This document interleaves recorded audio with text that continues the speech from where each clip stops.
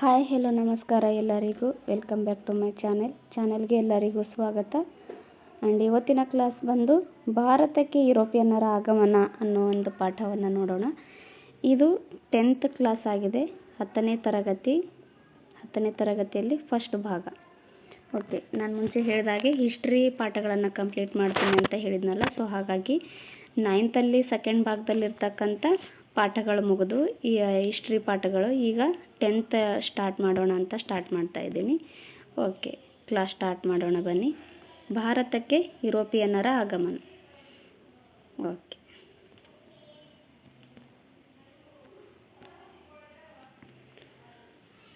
ಭಾರತ ಮತ್ತು ಯುರೋಪಿನ ನಡುವೆ ಪ್ರಾಚೀನ ಕಾಲದಿಂದಲೂ ವ್ಯಾಪಾರ ಮತ್ತು ವಾಣಿಜ್ಯ ಸಂಬಂಧಗಳು ಏರ್ಪಟ್ಟಿದ್ದವು. ಪ್ರಾಚೀನ ಕಾಲದಿಂದಲೂ ಈ ಯುರೋಪ್ ಮತ್ತು ಭಾರತದ ನಡುವೆ ವ್ಯಾಪಾರ ವಹಿವಾಟು ಇದೆ. ವ್ಯಾಪಾರ ಮತ್ತು ವಾಣಿಜ್ಯ ಸಂಬಂಧಗಳು ಏರ್ಪಟ್ಟಿದ್ದಾವೆ.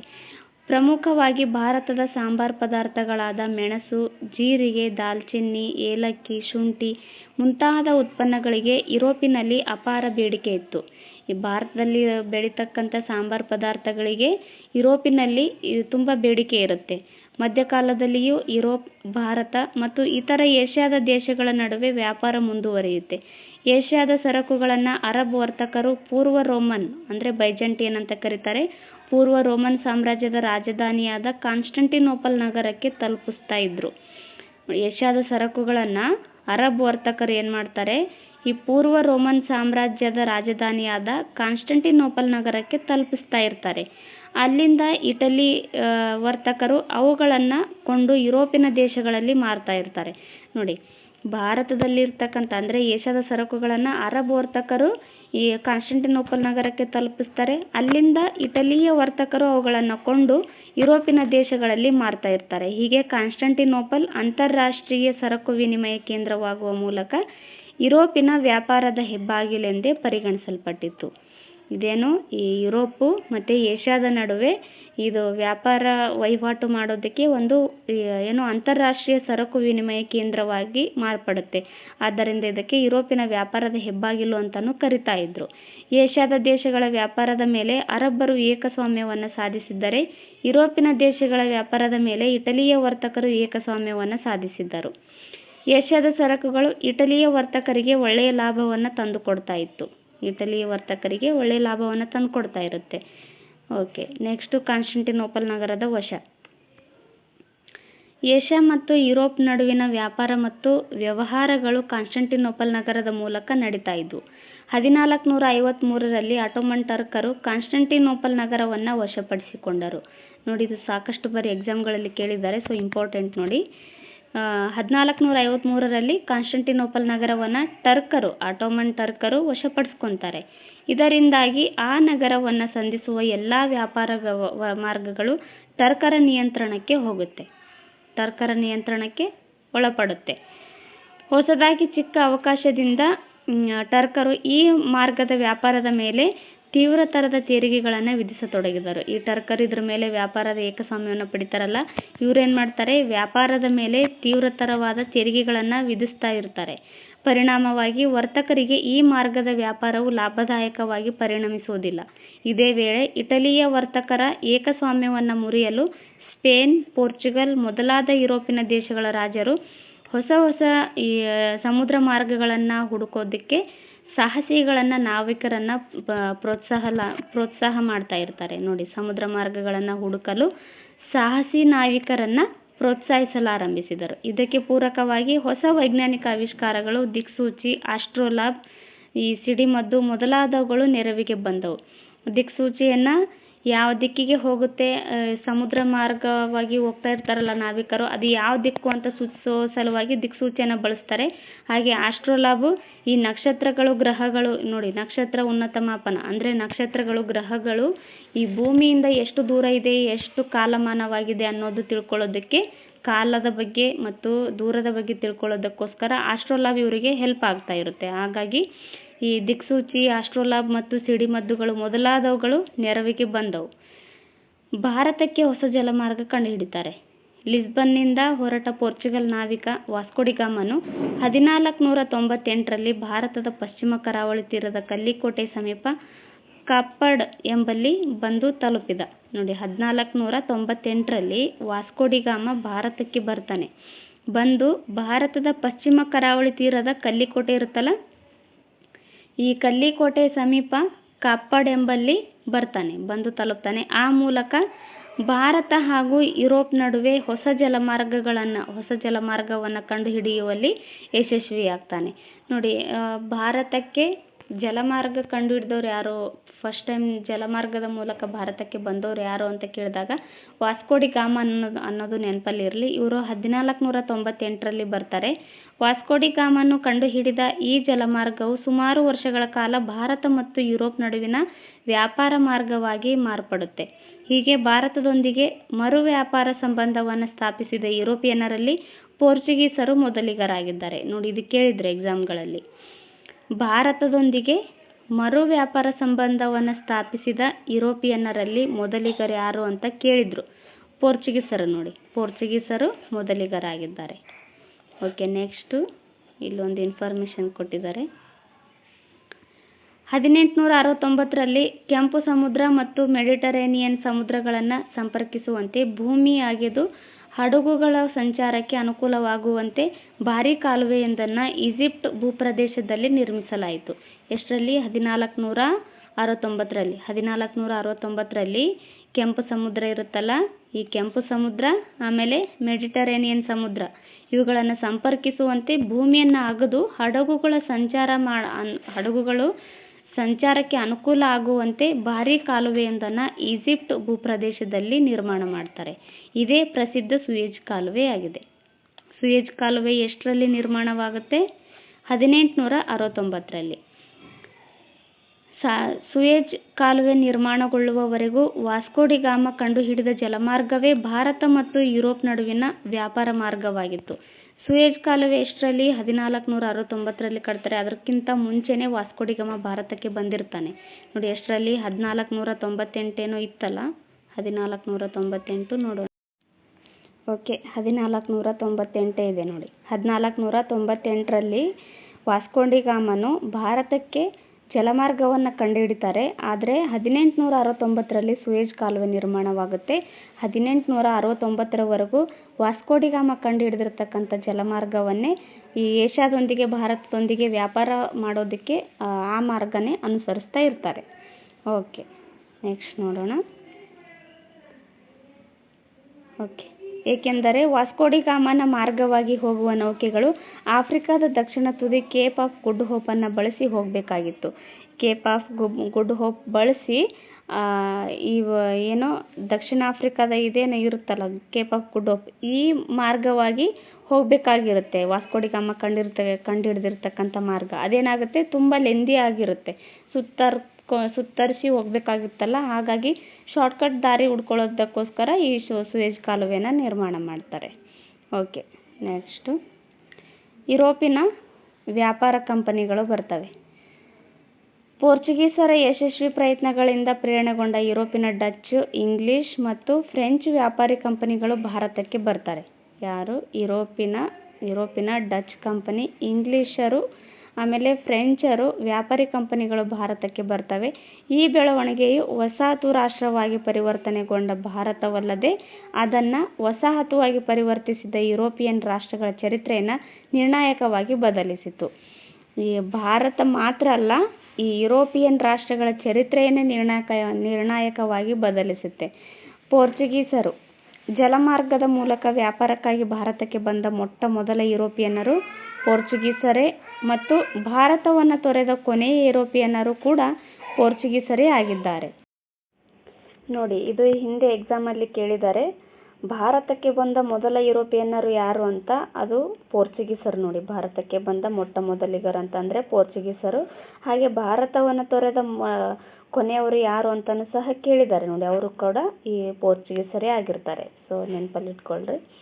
ಓಕೆ, ವಾಸ್ಕೋಡಿಗಾಮನ ನಂತರ ಪೋರ್ಚುಗೀಸರ ಮೊಟ್ಟ ಮೊದಲ ವೈಸ್ರಾಯ್ ಆಗಿ ಫ್ರಾನ್ಸಿಸ್ಕೋ ಡಿ ಅಲ್ಮೇಡಾ ಭಾರತಕ್ಕೆ ಬಂದನು.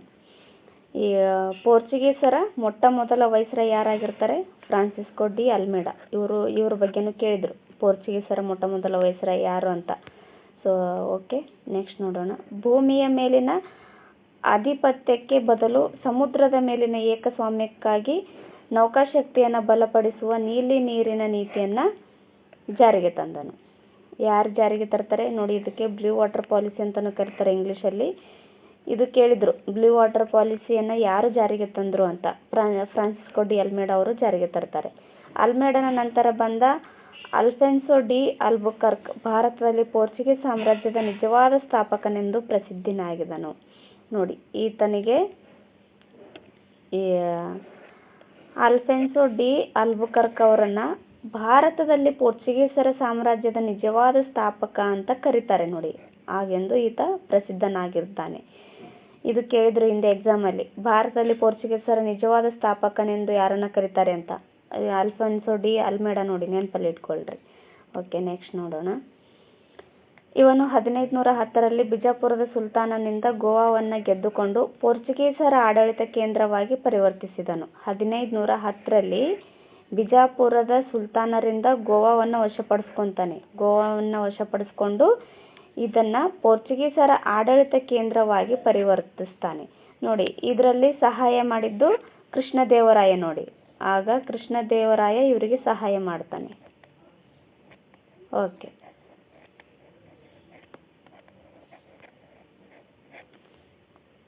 ಮುಂದೆ ಒಂದು ಶತಮಾನ ಕಾಲ ಭಾರತದ ವ್ಯಾಪಾರದ ಮೇಲೆ ಪ್ರಶ್ನಾತೀತ ಏಕಸ್ವಾಮ್ಯವನ್ನು ಹೊಂದಿದ್ದ ಪೋರ್ಚುಗೀಸರು ಡಚ್ ಮತ್ತು ಇಂಗ್ಲಿಷರ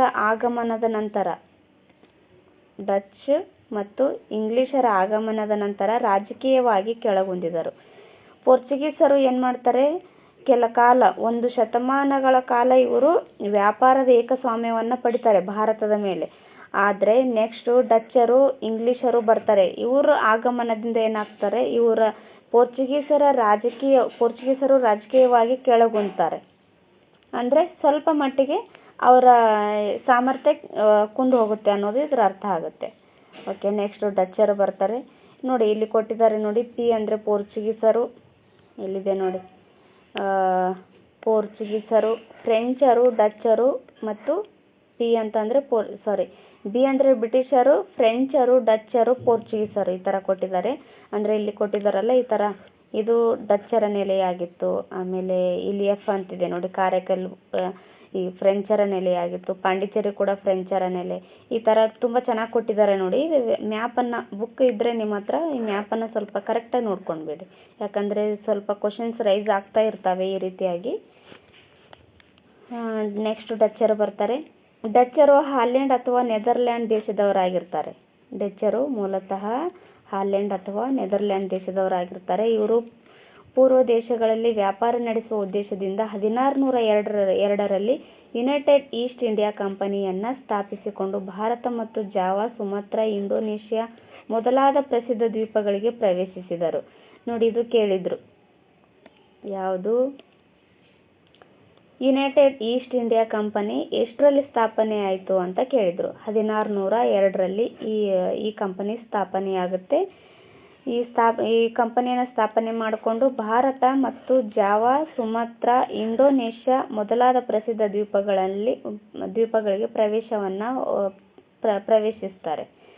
ಓಕೆ, ನೆಕ್ಸ್ಟ್ ಭಾರತದಲ್ಲಿ ಸೂರತ್, ಬ್ರೋಚ್, ಕ್ಯಾಂಬೆ, ಕೊಚ್ಚಿನ್, ನಾಗಪಟ್ಟಣ, ಮಚಿಲಿಪಟ್ಟಣ, ಚಿನ್ಸೂರ್ ಮೊದಲಾದ ಕಡೆಗಳಲ್ಲಿ ತಮ್ಮ ಕೋಟೆಗಳನ್ನು ಇವರು ಸ್ಥಾಪನೆ ಮಾಡ್ತಾರೆ. ನೋಡಿ, ಇವರು ಡಚ್ಚರ ಕೋಟೆಗಳು ಎಲ್ಲೆಲ್ಲಿದ್ವು ಅಂತ ಕೇಳ್ತಾರೆ ಎಕ್ಸಾಮ್ಗಳಲ್ಲಿ. ಭಾರತದಲ್ಲಿ ಸೂರತ್, ಬ್ರೋಚ್, ಕ್ಯಾಂಬೆ, ಕೊಚ್ಚಿನ್, ನಾಗಪಟ್ಟಣ, ಮಚಿಲಿಪಟ್ಟಣ ಮತ್ತು ಚಿನ್ಸೂರುಗಳಲ್ಲಿ ಇವರು ತಮ್ಮ ಕೋಟೆಗಳನ್ನು ಸ್ಥಾಪನೆ ಮಾಡ್ತಾರೆ. ಆ ಮೂಲಕ ಪೋರ್ಚುಗೀಸರು ಏಕಸ್ವಾಮ್ಯವನ್ನು ಮುರಿತಾರೆ. ಇವರು ಡಚ್ಚರು ಪೋರ್ಚುಗೀಸರ ಏಕಸ್ವಾಮ್ಯವನ್ನು ಮುರಿತಾರೆ ಡಚ್ಚರು. ಓಕೆ, ಮಾರ್ತಾಂಡವರ್ಮ ಅಂತ ಬರ್ತಾರೆ. 1729ರಿಂದ 1758ರವರೆಗೆ ವೈನಾಡ್ ಸಂಸ್ಥಾನವನ್ನು ಆಳಿದ ಮಾರ್ತಾಂಡವರ್ಮನು ತನ್ನ ಸುತ್ತಮುತ್ತಲಿನ ಸಂಸ್ಥಾನಗಳು ಮತ್ತು ಪರಕೀಯ ಡಚ್ಚರಿಂದ ತನ್ನ ಸಂಸ್ಥಾನವನ್ನು ರಕ್ಷಿಸಿದ. ಪರಕೀಯ ಡಚ್ಚರಿಂದ ಈತ ಏನ್ ಮಾಡ್ತಾನೆ, ಸುತ್ತಮುತ್ತಲ ಸಂಸ್ಥಾನಗಳಿಂದ ಹಾಗೆ ಡಚ್ಚರಿಂದ ತನ್ನ ಸಂಸ್ಥಾನವನ್ನು ಕಾಪಾಡ್ಕೊಂತಾರೆ. ಯಾರು? ಮಾರ್ತಾಂಡವರ್ಮ. ಇವರು ವೈನಾಡ್ ಸಂಸ್ಥಾನವನ್ನ ಆಳ್ತಾ ಇರ್ತಾರೆ. ನೆನಪಲ್ಲಿ ಇಟ್ಕೊಳ್ರಿ, ಕೇಳ್ತಾ ಇರ್ತಾರೆ ಈ ರೀತಿಯಾಗಿ. ವೈನಾಡ್ ಸಂಸ್ಥಾನವನ್ನ ಡಚ್ಚರಿಂದ ಯಾರು ಕಾಪಾಡ್ಕೊಂಡ್ರು ಅಂತ ಈ ತರ ಕೇಳ್ತಾ ಇರ್ತಾರೆ. ತನ್ನ ರಾಜಧಾನಿಯನ್ನು ಪದ್ಮನಾಭಪುರಂದಿಂದ ತಿರುವನಂತಪುರಕ್ಕೆ ಸ್ಥಳಾಂತರಿಸಿದ ಆತ ಕರಿಮೆಣಸಿನ ವ್ಯಾಪಾರದಲ್ಲಿ ಹಿಡಿತ ಸಾಧಿಸುತ್ತಿದ್ದ ಡಚ್ಚರನ್ನು ತಡೆಗಟ್ಟಿದ. ಕರಿಮೆಣಸು ಅದೊಂದು ಏನೋ ಮಸಾಲೆ ಪದಾರ್ಥ. ಈ ಕರಿಮೆಣಸಿನ ವ್ಯಾಪಾರದಲ್ಲಿ ಹಿಡಿತ ಸಾಧಿಸ್ತಾ ಇರ್ತಾರಲ್ಲ ಡಚ್ಚರು, ಅವರನ್ನು ತಡೆಗಟ್ತಾನೆ.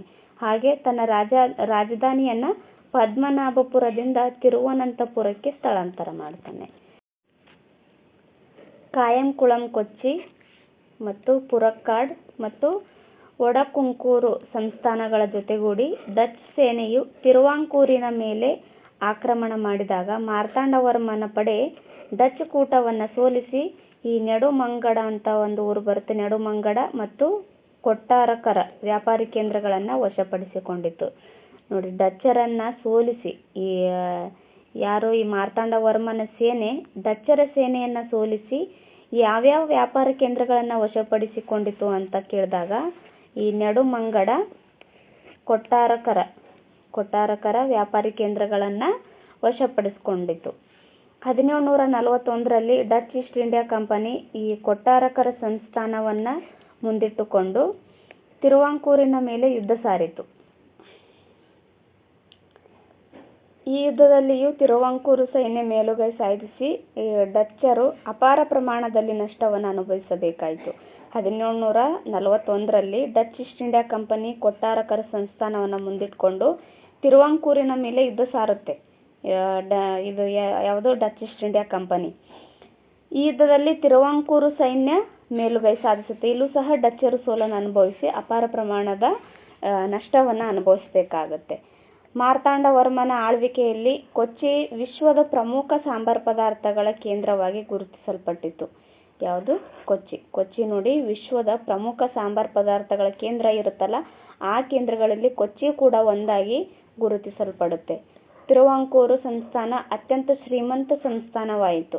ಅಂತಿಮವಾಗಿ 1753ರ ಆಗಸ್ಟ್ 15ರಂದು ನಡೆದ ಒಪ್ಪಂದದಲ್ಲಿ ಡಚ್ ಪಡೆಗಳು ತಮ್ಮ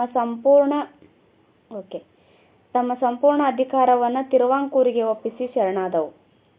ಎಷ್ಟರಲ್ಲಿ? 1753 ಆಗಸ್ಟ್ 15ರಂದು ಒಂದು ಒಪ್ಪಂದ ನಡೆಯುತ್ತೆ. ಈ ಡಚ್ ಪಡೆಗಳು ತಮ್ಮ ಸಂಪೂರ್ಣ ಅಧಿಕಾರವನ್ನು ತಿರುವಾಂಕೂರಿಗೆ ಒಪ್ಪಿಸಿ ಶರಣಾಗ್ತವೆ. ಹೀಗೆ ಮಾರ್ತಾಂಡವರ್ಮನ ಆಡಳಿತ ಈ ಭಾರತದ ಇತಿಹಾಸದಲ್ಲಿ ಪ್ರಮುಖ ಕಾಲಘಟ್ಟವಾಗಿ ಗುರುತಿಸಲ್ಪಡುತ್ತದೆ. ನೋಡಿ, ಎಷ್ಟು ಒಳ್ಳೆ ರೀತಿಯಲ್ಲಿ ಇವರು ಆಳ್ವಿಕೆ ಮಾಡ್ತಾರಂದ್ರೆ, ಡಚ್ಚರು ಸಹ ಇವರ ಒಂದು ಒಪ್ಪಂದಕ್ಕೆ ಒಪ್ಕೊಂಡು ಅವರು ಇವರ ನೆಲದಿಂದ ದೂರ ಇರ್ತಾರೆ. ಓಕೆ. ಭಾರತದಲ್ಲಿ ಇಂಗ್ಲಿಷರ ಏಳಿಗೆ ಮತ್ತು ಡಚ್ಚರು ಆಗ್ನೇಯ ಏಷ್ಯಾದಲ್ಲಿ ವಶಪಡಿಸಿಕೊಂಡ ದ್ವೀಪಗಳಲ್ಲಿ ಹೆಚ್ಚು ಆಸಕ್ತರಾಗಿದ್ದುದು ಭಾರತದಲ್ಲಿ ಡಚ್ಚರ ಅಧಿಕಾರದ ಅವನತಿಗೆ ಕಾರಣವಾದವು. ಈ ಡಚ್ಚರ ಅಧಿಕಾರ ಅವನತಿ ಯಾವ ರೀತಿಯಾಗಿ ಆಗುತ್ತೆ ಅಂತಂದ್ರೆ, ಇಂಗ್ಲಿಷರ ಏಳಿಗೆ ಮತ್ತು ಡಚ್ಚರ ಆಗ್ನೇಯ ಏಷ್ಯಾದಲ್ಲಿ ಏನು ವಶಪಡಿಸ್ಕೊಂಡಿರ್ತಾರಲ್ಲ ದ್ವೀಪಗಳು, ಆ ದ್ವೀಪಗಳಲ್ಲಿ ಹೆಚ್ಚಾಗಿ ಆಸಕ್ತಿ ವಹಿಸಿದ್ದುದು ಇದೇನಾಗುತ್ತೆ, ಭಾರತದಲ್ಲಿ ಅವರ ಅಧಿಕಾರದ ಅವನತಿಗೆ ಕಾರಣರಾಗ್ತಾರೆ. ನೆಕ್ಸ್ಟ್ ಇಂಗ್ಲಿಷರು ಬರ್ತಾರೆ. ಇಂಗ್ಲೆಂಡಿನ ಎಲಿಜಬೆತ್ ರಾಣಿಯು 1600 ಡಿಸೆಂಬರ್ 31ರಂದು ಈ ಬ್ರಿಟಿಷ್ ಈಸ್ಟ್ ಇಂಡಿಯಾ ಕಂಪನಿಗೆ ಪೂರ್ವ ದೇಶಗಳೊಂದಿಗೆ ವ್ಯಾಪಾರ ನಡೆಸಲು 15 ವರ್ಷಗಳ ಪರವಾನಗಿಯನ್ನು ನೀಡ್ತಾಳೆ. ಎಷ್ಟು? 15 ವರ್ಷಗಳ ಪರವಾನಗಿ ನೀಡ್ತಾಳೆ. ಈ ಕಂಪನಿಯು 1613ರಲ್ಲಿ ಔಪಚಾರಿಕವಾಗಿ ವ್ಯಾಪಾರವನ್ನು ಪ್ರಾರಂಭಿಸುತ್ತೆ. ನೋಡಿ, ಇದು ಈಸ್ಟ್ ಇಂಡಿಯಾ ಕಂಪನಿ ಏನಾಗುತ್ತೆ, ಬ್ರಿಟಿಷ್ ಈಸ್ಟ್ ಇಂಡಿಯಾ ಕಂಪನಿ ಔಪಚಾರಿಕವಾಗಿ ಎಷ್ಟರಲ್ಲಿ ತಮ್ಮ ವ್ಯಾಪಾರವನ್ನು ಪ್ರಾರಂಭಿಸಿದರು ಅಂತ ಕೇಳಿದಾಗ 1613 ಅನ್ನೋದು ನೆನಪಲ್ಲಿರಲಿ. ಕಂಪನಿಗೆ ಮೊಘಲ್ ಸಾಮ್ರಾಟನಾದ ಜಹಾಂಗೀರನು ಸೂರತ್ನಲ್ಲಿ ಮೊದಲ ಫ್ಯಾಕ್ಟರಿ ಅಥವಾ ದಾಸ್ತಾನು ಮಳಿಗೆ ತೆರೆಯಲು ಫರ್ಮಾನನ್ನು ನೀಡ್ತಾನೆ. ಈ ಬ್ರಿಟಿಷರಿಗೆ ಮೊದಲು ಸೂರತ್ನಲ್ಲಿ ಒಂದು ವ್ಯಾಪಾರ ಕೋಟೆಗಳನ್ನು ಅಥವಾ ಫ್ಯಾಕ್ಟರಿ ಅಥವಾ ದಾಸ್ತಾನು ಮಳಿಗೆಯನ್ನು ತೆರೆಯಲು ಪರ್ಮಿಷನ್ ಅಥವಾ ಅನುಮತಿ ನೀಡಿರ್ತಕ್ಕಂಥ ಮೊಘಲ್ ಸಾಮ್ರಾಟ ಯಾರು ಅಂತ ಕೇಳಿದಾಗ ಜಹಾಂಗೀರ್. ನೋಡಿ, ಜಹಾಂಗೀರನು ನೀಡ್ತಾನೆ, ಈ ಥರ ಫರ್ಮಾನನ್ನು ನೀಡ್ತಾರೆ. ಅಂದರೆ ಇದೊಂದು ಅನುಮತಿ ಪತ್ರ ಅನ್ನೋ ಥರ. ನೋಡಿ, ಫ್ಯಾಕ್ಟರಿ ಆಫ್ ವೇರ್ ಹೌಸಸ್ ಅಂತ ಕರೀತಾರೆ. 1617ರಲ್ಲಿ ಇಂಗ್ಲೆಂಡಿನ ರಾಜ 1ನೇ ಜೇಮ್ಸ್ನ ರಾಯಭಾರಿಯಾಗಿ ಜಹಾಂಗೀರನ ಆಸ್ಥಾನಕ್ಕೆ ಸರ್ ಥಾಮಸ್ ರೋ ಇವರು ಬರ್ತಾರೆ. ಜಹಾಂಗೀರನ ಆಸ್ಥಾನಕ್ಕೆ ಯಾವ ಇಂಗ್ಲೆಂಡನ ರಾಯಭಾರಿ ಬರ್ತಾರೆ ಅಂತಲೂ ಸಹ ಕೇಳಿದರು. ಈ ರೀತಿಯಾಗಿ ತುಂಬ ನಾನಾ ರೀತಿಯಲ್ಲಿ ಕ್ವಶನ್ಸ್ ಕೇಳಿದ್ದಾರೆ. ಜಹಾಂಗೀರನ ಆಸ್ಥಾನಕ್ಕೆ ಬರ್ತಾನೆ ಯಾರು? Sir Thomas rho. ಇವರು ರಾಜ 1ನೇ ಜೇಮ್ಸ್ನ ರಾಯಭಾರಿಯಾಗಿರ್ತಾರೆ. ಇವನು ಜಹಾಂಗೀರನಿಂದ ಮೊಘಲ್ ಸಾಮ್ರಾಜ್ಯದ ಕೆಲವೆಡೆಗಳಲ್ಲಿ ಫ್ಯಾಕ್ಟರಿಗಳನ್ನು ಸ್ಥಾಪಿಸಲು ಅನುಮತಿ ಪಡಿತಾನೆ. ಅದರಂತೆ ಇಂಗ್ಲಿಷರು ಆಗ್ರಾ, ಅಹಮದಾಬಾದ್ ಮತ್ತು ಬ್ರೋಚ್ಗಳಲ್ಲಿ ಫ್ಯಾಕ್ಟರಿಗಳನ್ನು ನಿರ್ಮಿಸ್ತಾರೆ. ಎಲ್ಲಿ? ಆಗ್ರಾ, ಅಹಮದಾಬಾದ್ ಮತ್ತು ಬ್ರೋಚ್ಗಳಲ್ಲಿ ಫ್ಯಾಕ್ಟರಿಯನ್ನು ನಿರ್ಮಿಸ್ತಾರೆ. ಇಂಗ್ಲಿಷರು 1639ರಲ್ಲಿ ಚಂದ್ರಗಿರಿಯ ರಾಜನಿಂದ ಮದ್ರಾಸ್ನಲ್ಲಿ ಭೂಮಿಯನ್ನು ಪಡೆದು ಸೇಂಟ್ ಜಾರ್ಜ್ ಫೋರ್ಟ್ ಎಂಬ ಬಲಿಷ್ಠ ಕೋಟೆಯನ್ನು ಕಟ್ಟಿದರು. ಇದು ಕೇಳಿದ್ರು ನೋಡಿ, ಸೇಂಟ್ ಜಾರ್ಜ್ ಫೋರ್ಟ್ ಯಾರು ಕಟ್ಟಿಸಿದ್ರು ಅಂತ. ಸೇಂಟ್ ಜಾರ್ಜ್ ಫೋರ್ಟ್ ಇದು ಎಲ್ಲಿ ಕಟ್ಟಿಸಿದ್ರು ಅಂತ ಕೇಳಿದ್ರು. ಇದು ಮದ್ರಾಸ್ನಲ್ಲಿ ಕಟ್ತಾರೆ. ಚಂದ್ರಗಿರಿಯ ರಾಜನಿಂದ ಮದ್ರಾಸ್ನಲ್ಲಿ ಭೂಮಿಯನ್ನು ಪಡ್ಕೊತಾರೆ. ಭೂಮಿಯನ್ನು ಪಡೆದು ಅಲ್ಲಿ ಸೇಂಟ್ ಜಾರ್ಜ್ ಫೋರ್ಟ್ ಎಂಬ ಬಲಿಷ್ಠ ಕೋಟೆಯನ್ನು ಕಟ್ತಾರೆ. ಎಷ್ಟರಲ್ಲಿ? 1639ರಲ್ಲಿ. ಓಕೆ, ನೆಕ್ಸ್ಟ್ ನೋಡೋಣ.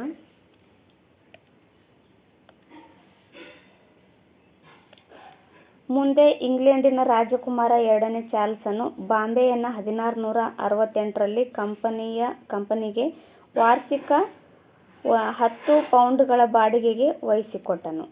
1668ರಲ್ಲಿ ಕಂಪನಿಗೆ ಏನಾಗುತ್ತೆ? 10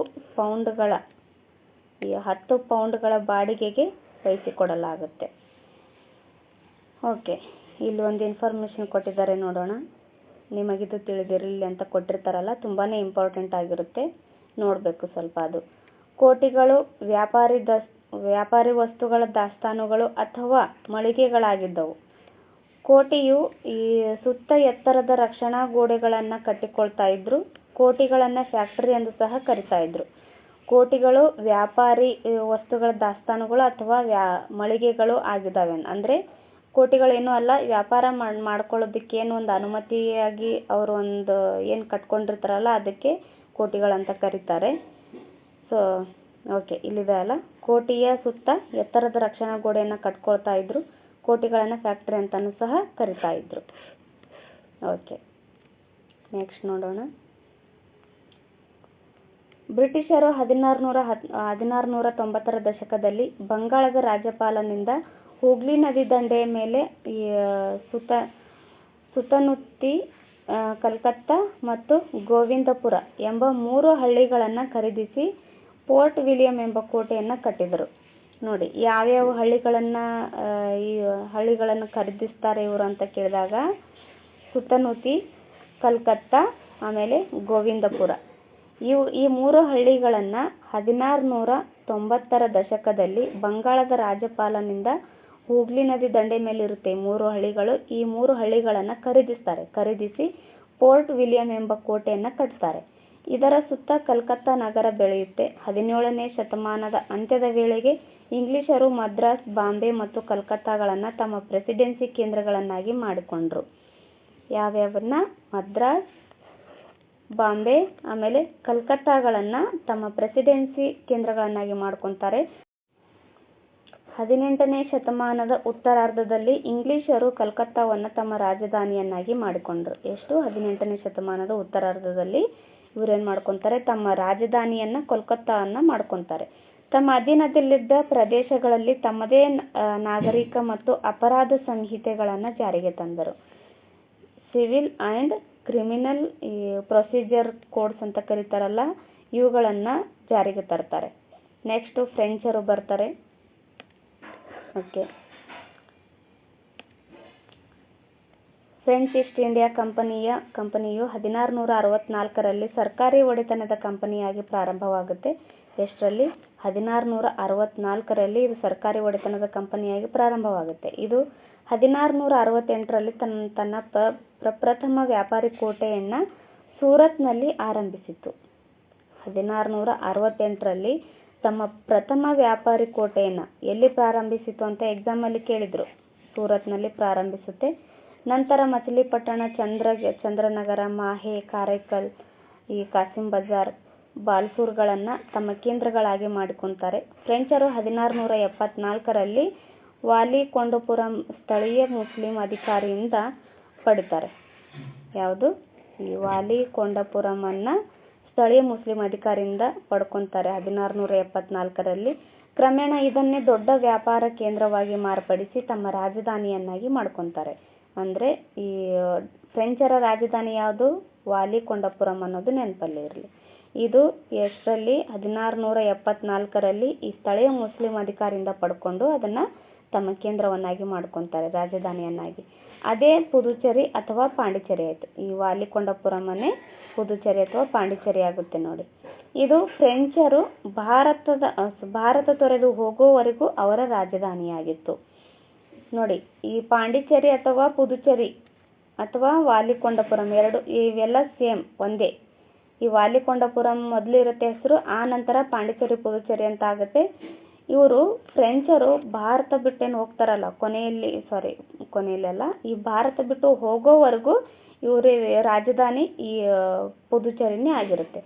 1746ರಲ್ಲಿ ಪಾಂಡಿಚೇರಿ ಗವರ್ನರ್ ಆಗಿ ಬಂದ ಡೂಪ್ಲೆ ಎಂಬ ಮಹತ್ವಾಕಾಂಕ್ಷಿ ಅಧಿಕಾರಿಯು ದಕ್ಷಿಣ ಭಾರತದಲ್ಲಿ ಫ್ರೆಂಚರ ಆಧಿಪತ್ಯವನ್ನು ಸ್ಥಾಪಿಸಲು ಹವಣಿಸ್ತಾನೆ. ಇದು ಇಂಗ್ಲಿಷರೊಡನೆ ಸಂಘರ್ಷಕ್ಕಿಳಿದು ಕರ್ನಾಟಕ ಯುದ್ಧಗಳಿಗೆ ಕಾರಣವಾಗುತ್ತೆ.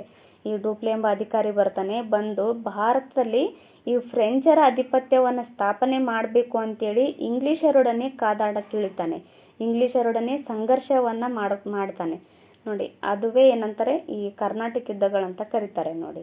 ಓಕೆ, ಕರ್ನಾಟಕ ಯುದ್ಧಗಳು ಮುಂದೆ ಬರ್ತವೆ. ಬ್ರಿಟಿಷರು ಮತ್ತು ಫ್ರೆಂಚರ ನಡುವೆ ಪ್ರತಿಸ್ಪರ್ಧೆ. ಪೋರ್ಚುಗೀಸರು ಮತ್ತು ಡಚ್ಚರು 18ನೇ ಶತಮಾನದ ಮಧ್ಯಂತರದ ಹೊತ್ತಿಗೆ ಬ್ರಿಟಿಷರು ಮತ್ತು ಫ್ರೆಂಚರ ಪೈಪೋಟಿಯನ್ನು ಎದುರಿಸಲಾಗದೆ ಭಾರತದ ರಾಜಕೀಯ ರಂಗದಿಂದ ಹಿಂದೆ ಸರಿದರು. ಯಾರು? ಈ ಪೋರ್ಚುಗೀಸರು ಮತ್ತು ಡಚ್ಚರು. ಇದೇನು ಮಾಡ್ತಾರೆ? ಇಂಗ್ಲಿಷರೊಡನೆ ಪ್ರತಿಸ್ಪರ್ಧೆ ಮಾಡೋದಕ್ಕಾಗೋದಿಲ್ಲ ಅಂತ ಭಾರತದಿಂದ ಇವರೇನು ಮಾಡ್ತಾರೆ? ಭಾರತದ ರಾಜಕೀಯ ರಂಗದಿಂದ ಹಿಂದೆ ಸರಿತಾರೆ. ಅಂತಿಮವಾಗಿ ಕಣದಲ್ಲಿ ಉಳಿದ ಬ್ರಿಟಿಷರು ಮತ್ತು ಫ್ರೆಂಚರು ದಕ್ಷಿಣ ಭಾರತದಲ್ಲಿ ತಮ್ಮ ರಾಜಕೀಯ ಪ್ರಭಾವವನ್ನು ಉಳಿಸಿಕೊಳ್ಳುವ ಸಲುವಾಗಿ ಶಕ್ತಿ ಪ್ರದರ್ಶನಕ್ಕೆ ಮುಂದಾಗ್ತಾರೆ. ಇದೇ ಸಂದರ್ಭದಲ್ಲಿ ಹೈದರಾಬಾದ್ ಸಂಸ್ಥಾನ ಮತ್ತು ಕರ್ನಾಟಕ ಅಂದರೆ ತಮಿಳುನಾಡಿನ ಪೂರ್ವ ಭಾಗಕ್ಕೆ ಈ ಕರ್ನಾಟಕ ಪ್ರದೇಶ ಅಂತ ಕರಿತಾ ಇದ್ರು ನೋಡಿ. ಈ ಹೈದರಾಬಾದ್ ಸಂಸ್ಥಾನ ಮತ್ತು ಕರ್ನಾಟಕ ಪ್ರಾಂತ್ಯದಲ್ಲಿನ ರಾಜಕೀಯ ಅಸ್ಥಿರತೆಯ ಲಾಭ ಪಡೆಯಲು ಫ್ರೆಂಚರು ಮತ್ತು ಬ್ರಿಟಿಷರು ಪ್ರಯತ್ನ ಮಾಡ್ತಾರೆ. ಅದರ ಪರಿಣಾಮವಾಗಿ 3 ಕರ್ನಾಟಕ ಯುದ್ಧಗಳು ನಡೀತವೆ ನೋಡಿ. 3 ಕರ್ನಾಟಕ ಯುದ್ಧಗಳು ನಡೀತವೆ ನೋಡಿ. ಓಕೆ, ನೋಡೋಣ ಬನ್ನಿ. ಓಕೆ, 1724ರಲ್ಲಿ ಹೈದರಾಬಾದ್ ಸಂಸ್ಥಾನವನ್ನು ಅಸಫ್ ಜಾ ಸ್ಥಾಪನೆ ಮಾಡಿದರು. ಹೈದರಾಬಾದ್ ಸಂಸ್ಥಾನ ಎಷ್ಟರಲ್ಲಿ ಸ್ಥಾಪನೆ ಮಾಡ್ತಾರೆ? 1724ರಲ್ಲಿ. ಯಾರು ಅಂತ ಕೇಳಿದಾಗ ಅಸಫ್ ಜಾ ನೋಡಿ. ಇವನ ಅಧೀನದಲ್ಲಿದ್ದ ಕರ್ನಾಟಕ ಪ್ರಾಂತ್ಯವನ್ನು ಆಳುತ್ತಿದ್ದ ದೋಸ್ತ್ ಅಲಿ ಎಂಬಾತನು ಅಸಫ್ ಜಾಗೆ ನಿಷ್ಠನಾಗಿರಲಿಲ್ಲ. ಈ ದೋಸ್ತ್ ಅಲಿ ಏನು ಮಾಡ್ತಾನೆ? ಕರ್ನಾಟಕ ಪ್ರಾಂತ್ಯವನ್ನು ಆಳ್ತಾ ಇರ್ತಾನೆ. ಈತ ಅಸಫ್ ಜಾಗೆ ನಿಷ್ಠನಾಗಿರೋದಿಲ್ಲ. 1740ರಲ್ಲಿ ಮರಾಠರು ಕರ್ನಾಟಕ ಪ್ರಾಂತ್ಯವನ್ನು ಲೂಟಿ ಮಾಡಿ ದೋಸ್ತ್ ಅಲಿಯನ್ನು ಕೊಂದು ಅವನ ಅಳಿಯ ಚಂದ ಸಾಹೇಬನನ್ನು ಈ ಸತಾರದಲ್ಲಿ ಸೆರೆಯಲ್ಲಿಟ್ಟಿರ್ತಾರೆ. ಆಗ ಅಸಫ್ ಜಾ ತನ್ನ ನಂಬಿಕಸ್ಥ ವ್ಯಕ್ತಿಯಾದ ಅನ್ವರುದ್ದೀನನ್ನು ಕರ್ನಾಟಕದ ಈ ನವಾಬನನ್ನಾಗಿ ನೇಮಕ ಮಾಡ್ತಾರೆ ನೋಡಿ. ಇಲ್ಲಿ ನೆನಪಲ್ಲಿ ಇಟ್ಕೊಳ್ರಿ, ಈತ ಈ ದೋಸ್ತ್ ಅಲಿಯನ್ನು ಕೊಲ್ತಾರಲ್ಲ, ದೋಸ್ತ್ ಅಲಿಯನ್ನು ಕೊಂದು ಅವನ ಅಳಿಯನಾಗಿರ್ತಾನೆ. ಯಾರು? ಚಂದ ಸಾಹೇಬನನ್ನು ಸತಾರದಲ್ಲಿ ಸೆರೆಯಲ್ಲಿಟ್ಟಿರ್ತಾರೆ. ಆಗ ಅಸಫ್ ಜಾ ತನ್ನ ನಂಬಿಕಸ್ಥ ವ್ಯಕ್ತಿಯಾದ ಅನ್ವರುದ್ದೀನನ್ನು ಈ ಕರ್ನಾಟಕದ ನವಾಬನನ್ನಾಗಿ ನೇಮಕ ಮಾಡ್ಕೊತಾನೆ. ಇದು ಯಾಕೆ ಇದಕ್ಕೆ ಲಿಂಕ್ ಆಗುತ್ತೆ ಅಂತ ಇಲ್ಲಿ ಮುಂದೆ ಬರುತ್ತೆ, ಹೇಳ್ತೀನಿ. ಓಕೆ, ಫಸ್ಟ್ ಮೊದಲ ಕರ್ನಾಟಕ ಯುದ್ಧ ಬರುತ್ತೆ. 1746ರಿಂದ 1748ರವರೆಗೂ ಈ ಮೊದಲ ಕರ್ನಾಟಕ ಯುದ್ಧ ನಡೆಯುತ್ತೆ. ಡೂಪ್ಲೆಯ ಕೋರಿಕೆಯ ಮೇರೆಗೆ ಲಾಬೋರ್ಡನಾಯ್ಸ್ ಎಂಬ ಫ್ರೆಂಚ್ ಸೇನಾ ಮುಖ್ಯಸ್ಥನು ಮಾರಿಷಸ್ನಿಂದ ಬಂದು ಬ್ರಿಟಿಷರಿಂದ ಮದ್ರಾಸನ್ನು ವಶಪಡಿಸಿಕೊಂಡ. ಯಾರು? ಈ ಡೂಪ್ಲೆಯ ಕೋರಿಕೆ ಮೇರೆಗೆ ಬರ್ತಾನೆ. ಯಾರು? ಲಾಬೋರ್ಡನಾಯ್ಸ್ ಎಂಬ ಫ್ರೆಂಚ್ ಸೇನಾ ಮುಖ್ಯಸ್ಥ. ಈತ ಮಾರಿಷಸ್ನಿಂದ ಬಂದು ಬ್ರಿಟಿಷರಿಂದ ಮದ್ರಾಸನ್ನು ವಶಪಡಿಸ್ಕೊತಾನೆ. ಅಸಹಾಯಕರಾದ ಬ್ರಿಟಿಷರು ಕರ್ನಾಟಕ ನವಾಬನಾದ ಅನ್ವರುದ್ದೀನನಲ್ಲಿ ಮೊರೆಯಿಡ್ತಾರೆ. ಮದ್ರಾಸ್ನಿಂದ ಫ್ರೆಂಚರನ್ನು ಹೊರಗಟ್ಟಲು ಅನ್ವರುದ್ದೀನ್ ಕಳುಹಿಸಿಕೊಟ್ಟ ಸೇನೆಯು ಸೋಲ್ತದೆ. ಈ ಮದ್ರಾಸ್ನಿಂದ ಫ್ರೆಂಚರನ್ನು ಹೊರಗಟ್ಟೋದ್ ಸಲುವಾಗಿ ಅನ್ವರುದ್ದೀನನ್ನು ಕಳಿಸ್ಕೊಡ್ತಾರಲ್ಲ, ಆ ಅನ್ವರುದ್ದೀನ ಜೊತೆ ಬಂದಿರತಕ್ಕಂಥ ಸೈನ್ಯ ಏನಾಗುತ್ತೆ, ಸೋಲನ್ನು ಅನುಭವಿಸುತ್ತೆ. ಕೊನೆಗೆ ಲಾಬೋರ್ಡನೈಸ್ ಡೂಪ್ಲೆಗೆ ತಿಳಿಸದೆ ಬ್ರಿಟಿಷರಿಂದ ಹಣ ಪಡೆದು ಮದ್ರಾಸನ್ನು ಬಿಟ್ಟುಕೊಟ್ಟು ಮಾರಿಷಸ್ಗೆ ಹೊರಟು ಹೋಗ್ತಾನೆ. ನೋಡಿ, ಈತನು ಕೂಡ ಲಂಚಕ್ಕೆ ಆಮಿಷವಾಗಿ ಈ ಲಾಬೋರ್ಡನೈಸ್ ಏನು ಮಾಡ್ತಾನೆ, ಡೂಪ್ಲೆಗೆ ತಿಳಿಸ್ದೇನೆ ಬ್ರಿಟಿಷರಿಂದ ಹಣ ಪಡೆದು ಮದ್ರಾಸನ್ನು ಅವರಿಗೆ ಬಿಟ್ಟು ತಾನು ಮಾರಿಷಸ್ಗೆ ವಾಪಸ್ ಹೋಗ್ತಾನೆ.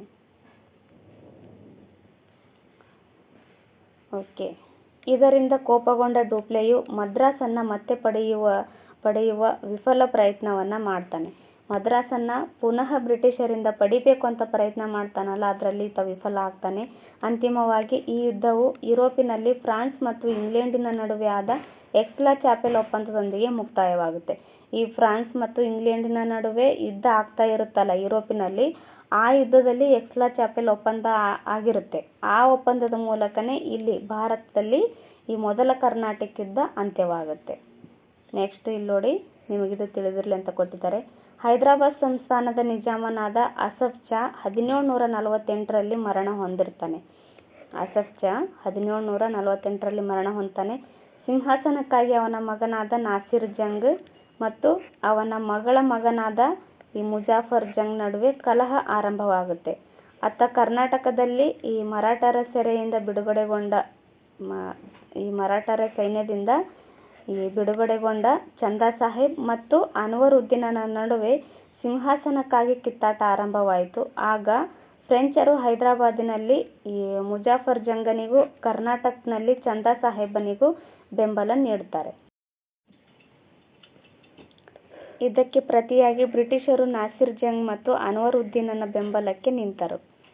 ನೋಡಿ, ಬ್ರಿಟಿಷರು ನಾಸಿರ್ ಜಂಗ್ ಮತ್ತು ಅನ್ವರುದ್ದೀನನ ಬೆಂಬಲಕ್ಕೆ ನಿಂತರೆ ಚಂದಾ ಸಾಹೇಬನಿಗೆ ಕರ್ನಾಟಕದಲ್ಲಿ ಈ ಮುಜಾಫರ್ ಜಂಗನಿಗೂ ಆಮೇಲೆ ಚಂದಾ ಸಾಹೇಬನಿಗೂ ಯಾರು ಬೆಂಬಲ ನೀಡ್ತಾರೆ ಅಂತ ಕೇಳಿದಾಗ ಫ್ರೆಂಚರು. ನೋಡಿ, ಓಕೆ, ನೆಕ್ಸ್ಟ್ ನೋಡೋಣ. 1749ರಲ್ಲಿ ಚಂದಾ ಸಾಹೇಬ್, ಮುಜಾಫರ್ ಜಂಗ್ ಮತ್ತು ಫ್ರೆಂಚರ ಪಡೆಗಳು ಒಂದಾಗಿ ಅನ್ವರುದ್ದೀನನನ್ನ ಆಂಬೂರ್ ಕದನದಲ್ಲಿ ಕೊಂದರು. ಪರಿಣಾಮವಾಗಿ ಚಂದಾ ಸಾಹೇಬ್ ಕರ್ನಾಟಕನ ನವಾಬನಾಗ್ತಾನೆ. ಈ ಚಂದಾ ಸಾಹೇಬು, ಮುಜಾಫರ್ ಜಂಗ್ ಮತ್ತು ಫ್ರೆಂಚರ ಪಡೆಗಳೇನಾಗ್ತವೆ, ಅನ್ವರುದ್ದೀನ್ಗೆ ಕೊಂದು ಪರಿಣಾಮವಾಗಿ ಚಂದಾ ಸಾಹೇಬು ಕರ್ನಾಟಕದ ನವಾಬನಾಗಿ ಆಯ್ಕೆ ಆಗ್ತಾನೆ. ಅನ್ವರುದ್ದೀನನ ಮಗನಾದ ಈ ಮಹಮ್ಮದ್ ಅಲಿಯು ಬ್ರಿಟಿಷರ ನೆರವಿನಿಂದ ತಿರುಚನಾಪಳ್ಳಿಯಲ್ಲಿ ನೆಲೆ ನಿಲ್ತಾನೆ. ಅತ್ತ ಹೈದರಾಬಾದಿನಲ್ಲಿ ಮುಜಾಫರ್ ಜಂಗನು ಚಂದಾ ಸಾಹೇಬ್ ಮತ್ತು ಫ್ರೆಂಚರ ಸಹಾಯದಿಂದ ನಾಸಿರ್ ಜಂಗನನ್ನು ಕೊಂದು ಈ ನಿಜಾಮನಾದರೂ ಸ್ವಲ್ಪ ದಿನಗಳಲ್ಲಿಯೇ ಹತ್ಯೆಗೀಡಾಗ್ತಾನೆ. ಅಂದರೆ ಈತ ಸ್ವಲ್ಪ ದಿನಗಳಲ್ಲೇ ತೀರು ಹೋಗ್ತಾನೆ. ಅವನ ಸ್ಥಾನಕ್ಕೆ ಈ ಫ್ರೆಂಚರು ಅಸಫ್ ಜಾನ ಇನ್ನೊಬ್ಬ ಮಗನಾದ ಈ ಸಬಾಲಕ್ ಜಂಗನನ್ನ ನಿಜಾಮನಾಗಿ ಮಾಡ್ತಾರೆ. ನೋಡಿ, ತುಂಬ ಕನ್ಫ್ಯೂಸ್ ಆಗುತ್ತೆ, ಇನ್ನೊಂದು ಟಿಟ್ ಕ್ಲಿಯರ್ ಆಗಿ ನೋಡ್ಕೊಂಡ್ಬೇಡಿ. ನೋಡಿ, 1779ರಲ್ಲಿ ಚಂದಾ ಸಾಹೇಬ್ ಇರ್ತಾನಲ್ಲ, ಚಂದಾ ಸಾಹೇಬ್, ಮುಜಾಫರ್ ಜಂಗು ಫ್ರೆಂಚರ ಪಡೆಗಳು ಅನ್ವರುದ್ದೀನ್ಗೆ ಕೊಂದು ಬಿಡ್ತಾರೆ. ಆಗ ಚಂದಾ ಸಾಹೇಬ್ ಕರ್ನಾಟಕದ ನವಾಬನಾಗ್ತಾನೆ. ಅನ್ವರುದ್ದೀನನ ಮಗನಾದ ಮಹಮ್ಮದ್ ಅಲಿ ಬ್ರಿಟಿಷರ ನೆರವಿನಿಂದ ತಿರುಚನಾಪಳ್ಳಿಯಲ್ಲಿ ನೆಲೆ ನಿಲ್ತಾನೆ.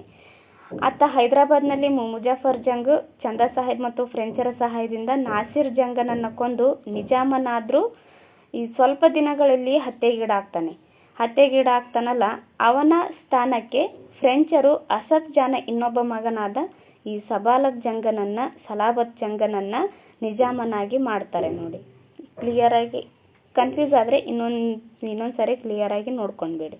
ಓಕೆ, ನೆಕ್ಸ್ಟ್ ನೋಡೋಣ ಬನ್ನಿ. ಎರಡನೇ ಕರ್ನಾಟಕ ಯುದ್ಧ ಬರುತ್ತೆ.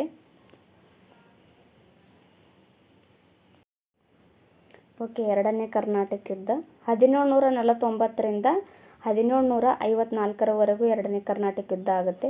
ಬದಲಾದ ಸನ್ನಿವೇಶದಲ್ಲಿ ಫ್ರೆಂಚರು ಅಸಫ್ ಜಾನ ಮತ್ತೊಬ್ಬ ಮಗನಾದ ಸಲಾಬತ್ ಜಂಗನನ್ನ ಹೈದರಾಬಾದಿನ ನಿಜಾಮನನ್ನಾಗಿ ಮಾಡ್ತಾರೆ. ಅವನ ರಕ್ಷಣೆಗಾಗಿ ಆಸ್ಥಾನದಲ್ಲಿ ಫ್ರೆಂಚರು ತಮ್ಮ ಸೈನ್ಯ ಸಹಿತ ಈ ಬುಸ್ಸಿ ಎಂಬ ಅಧಿಕಾರಿಯನ್ನ ನೇಮಿಸಿದ್ದರು. ಬುಸ್ಸಿ ಎಂಬ ಅಧಿಕಾರಿಯನ್ನ ನೇಮಕ ಮಾಡ್ತಾರೆ. ಮತ್ತೊಂದು ಕಡೆ ಫ್ರೆಂಚರ ಬೆಂಬಲದಿಂದ ಚಂದಾ ಸಾಹೇಬನು ಕರ್ನಾಟಕನ ನವಾಬನಾಗಿರ್ತಾನೆ. ಆದರೆ ಬ್ರಿಟಿಷ್ ಈಸ್ಟ್ ಇಂಡಿಯಾ ಕಂಪನಿಯ ಅಧಿಕಾರಿ ರಾಬರ್ಟ್ ಕ್ಲೈವನು ಕರ್ನಾಟಕನ ರಾಜಧಾನಿ ಆರ್ಕಾಟಿನ ಮೇಲೆ ಆಕ್ರಮಣ ಮಾಡಿ ಫ್ರೆಂಚರು ಮತ್ತು ಚಂದ ಸಾಹೇಬನನ್ನ ಸೋಲಿಸ್ತಾನೆ. ಯಾರು? Robert Clive. ನೋಡಿ, ರಾಬರ್ಟ್ ಕ್ಲೈವ್ ಈತ ಕರ್ನಾಟಕನ ರಾಜಧಾನಿ ಆರ್ಕಾಟಿನ ಮೇಲೆ ಆಕ್ರಮಣ ಮಾಡಿ ಫ್ರೆಂಚರು ಮತ್ತೆ ಚಂದ ಸಾಹೇಬನನ್ನ ಸೋಲಿಸ್ತಾನೆ. ಅಂತಿಮವಾಗಿ ಈ ಯುದ್ಧದಲ್ಲಿ ಚಂದ ಸಾಹೇಬನನ್ನ ಬಂಧಿಸಿ ಹತ್ಯೆ ಮಾಡಲಾಗುತ್ತೆ.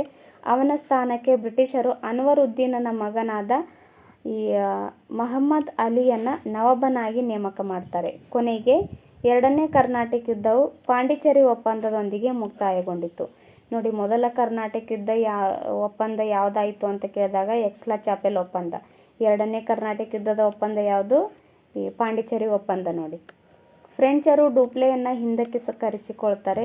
ಈ ಯುದ್ಧವು ಫ್ರೆಂಚರಿಗೆ ರಾಜಕೀಯ ಹಿನ್ನಡೆಯನ್ನ, ಬ್ರಿಟಿಷರಿಗೆ ಪ್ರತಿಷ್ಠೆಯನ್ನ ತಂದುಕೊಡುತ್ತೆ.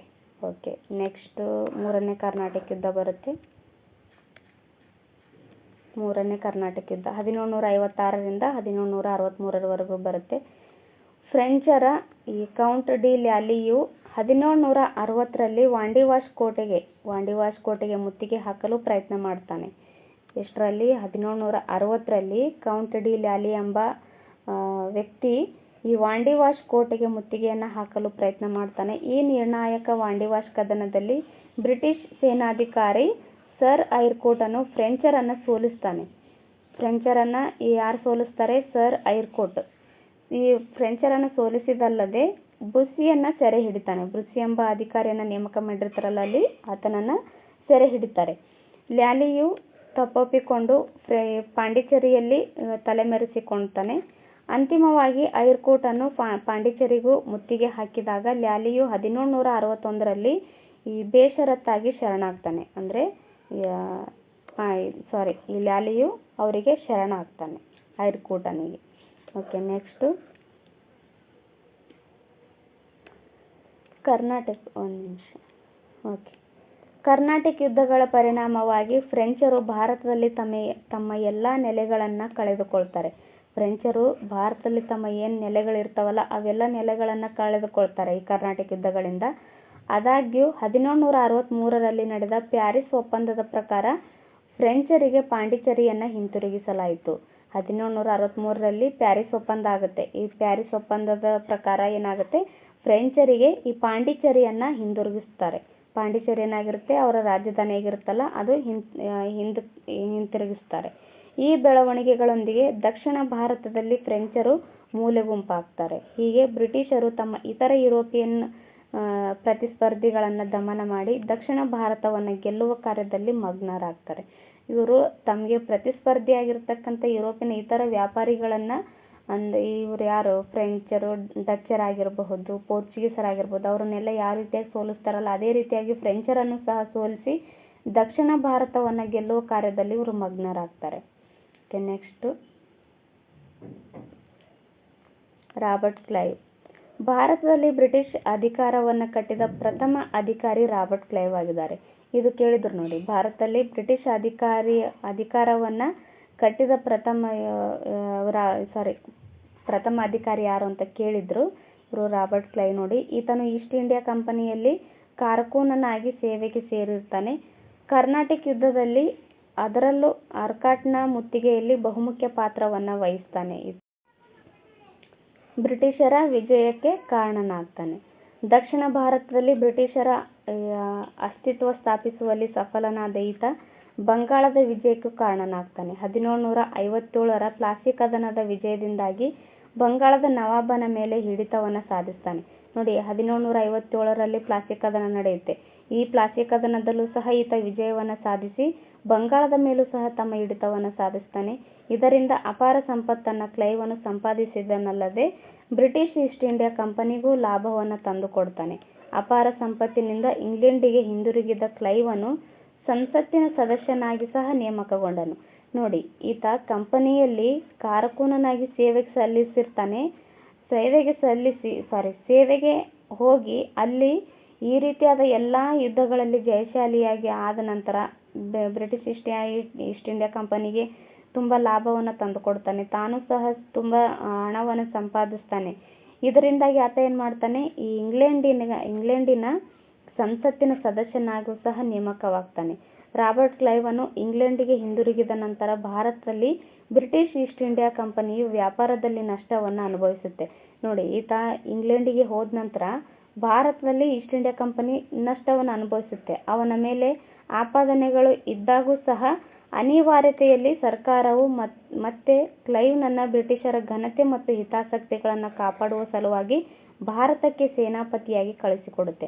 ನೋಡಿ, ಈ ರಾಬರ್ಟ್ ಕ್ಲೈವನ ಮೇಲೆ ತುಂಬಾ ಆಪಾದನೆಗಳಿರ್ತವೆ. ಇದ್ರೂ ಸಹ ಸರ್ಕಾರಕ್ಕೆ ಅನಿವಾರ್ಯ ಆಗಿರುತ್ತೆ. ಯಾಕಂದ್ರೆ ಈ ಭಾರತದಲ್ಲಿ ತಮ್ಮ ಕಂಪನಿ ನಷ್ಟವನ್ನು ಅನುಭವಿಸ್ತಾ ಇದೆ ಅಂತ ಅನ್ಕೊಂಡು ಆತನಿಗೆ ಮತ್ತೆ ಭಾರತಕ್ಕೆ ಕಳಿಸುತ್ತೆ ಸರ್ಕಾರ. ಈ ಕ್ಲೈವ್ನನ್ನ ಬ್ರಿಟಿಷರ ಘನತೆ ಮತ್ತು ಹಿತಾಸಕ್ತಿಗಳನ್ನು ಕಾಪಾಡೋ ಸಲುವಾಗಿ ಭಾರತಕ್ಕೆ ಸೇನಾಪತಿಯಾಗಿ ಕಳಿಸಿಕೊಡುತ್ತೆ. ಬಕ್ಸರ್ ಕದನದಲ್ಲಿ ಮತ್ತೆ ವಿಜಯಿಯಾಗಿ ಬ್ರಿಟಿಷರಿಗೆ ಘನತೆಯನ್ನು ತಂದುಕೊಟ್ಟು ಕ್ಲೈವನು ಬಂಗಾಳ, ಬಿಹಾರ, ಒರಿಸ್ಸಾ ಪ್ರಾಂತ್ಯಗಳ ಮೇಲಿನ ದಿವಾನಿ ಹಕ್ಕನ್ನ ಕಂಪನಿಗೆ ತಂದುಕೊಟ್ಟ. ಈ ಪ್ಲಾಸಿ ಕದನದಲ್ಲಿ ಗೆದ್ದು ಆತ ತುಂಬಾ ಅಪಾರ ಪ್ರಮಾಣದ ಹಣವನ್ನು ಸಂಪಾದಿಸಿ ಹೋಗಿರ್ತಾನೆ. ಇಂಗ್ಲೆಂಡಿಗೆ ವಾಪಸ್ ಹೋಗಿರ್ತಾಗ ಮತ್ತೆ ಬಕ್ಸರ್ ಕದನ ನಡೆಯುತ್ತೆ. ಎಷ್ಟರಲ್ಲಿ? ಈ 1764ರಲ್ಲಿ ಬಕ್ಸರ್ ಕದನ ನಡೆಯುತ್ತೆ. ಅದರಲ್ಲಿ ವಿಜಯವನ್ನ ಸಾಧಿಸಿ ಮತ್ತೆ ಕಂಪನಿಗೆ ಘನತೆಯನ್ನು ತಂದುಕೊಡ್ತಾನೆ. ಘನತೆಯನ್ನು ತಂದುಕೊಡೋದಲ್ಲದೆ ಬಂಗಾಳ, ಬಿಹಾರ ಮತ್ತು ಒರಿಸ್ಸಾ ಪ್ರಾಂತ್ಯಗಳ ಮೇಲೆ ದಿವಾನಿ ಹಕ್ಕನ್ನ ತಂದುಕೊಡ್ತಾನೆ ಕಂಪನಿಗೆ. ಇದರಿಂದ ಮತ್ತೆ ಸಂಪತ್ತನ್ನ ತನಗೂ ಮತ್ತು ಬ್ರಿಟಿಷ್ ಈಸ್ಟ್ ಇಂಡಿಯಾ ಕಂಪನಿಗೂ ದೊರಕಿಸಿಕೊಂಡು 1767ರಲ್ಲಿ ಇಂಗ್ಲೆಂಡಿಗೆ ಮತ್ತೆ ವಾಪಸ್ ಹೋಗ್ತಾನೆ. ಓಕೆ, ನೆಕ್ಸ್ಟ್ ಡೂಪ್ಲೆ ಬರ್ತಾರೆ. ಡೂಪ್ಲೆ ಭಾರತದಲ್ಲಿನ ಫ್ರೆಂಚ್ ಅಧಿಪತ್ಯಗಳ ಮೇಲಿನ ಗವರ್ನರ್ ಜನರಲ್ ಆಗಿ 1742ರಲ್ಲಿ ನೇಮಕಗೊಂಡ. ಡೂಪ್ಲೆ ಗವರ್ನರ್ ಜನರಲ್ ಆಗಿ ಎಷ್ಟರಲ್ಲಿ ಬರ್ತಾನೆ? 1742ರಲ್ಲಿ. ಭಾರತದ ಮೇಲೆ ರಾಜಕೀಯ ಆಧಿಪತ್ಯವನ್ನ ಸ್ಥಾಪನೆಯ ಕನಸನ್ನ ಕಾಣುತ್ತಿದ್ದ ಡೂಪ್ಲೆ ಇಲ್ಲಿನ ದೇಶೀಯ ರಾಜರುಗಳ ಜೊತೆ ಒಪ್ಪಂದಗಳನ್ನ ಮಾಡಿಕೊಳ್ತಾನೆ. ಡೂಪ್ಲೆ ಕಟ್ಟಿದ ದೇಶಿ ಸೇನೆಯಿಂದಲೇ